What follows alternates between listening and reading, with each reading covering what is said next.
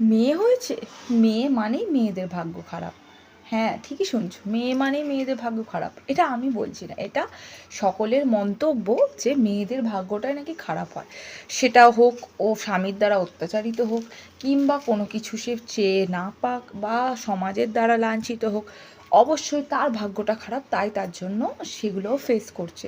তার স্বামী তার ওপর অত্যাচার করছে, মারধর করছে, সে স্বামী তাকে নিচ্ছে না, একটা দ্বিতীয় স্ত্রী আনছে, তাহলেও কিন্তু মেয়েটার ভাগ্য খারাপ।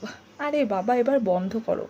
আসলে মেয়েদের ভাগ্য খারাপ না, মেয়েদের ভাগ্য খারাপ বলে যারা চালিয়ে দিচ্ছে অ্যাকচুয়ালি তারা খারাপ।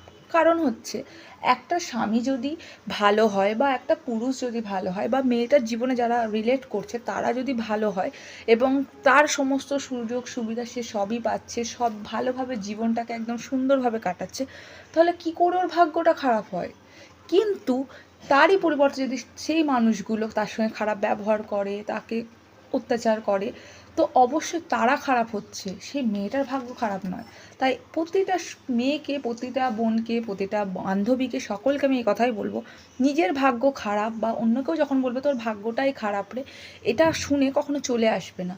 অ্যাকচুয়ালি তোমার ভাগ্যটা খারাপ না, ভাগ্য খারাপ বলে চালিয়ে দিচ্ছে যারা, তারা খারাপ। বুঝলে? একটা মেয়ের ভাগ্য সব সময়ের জন্য ভালো।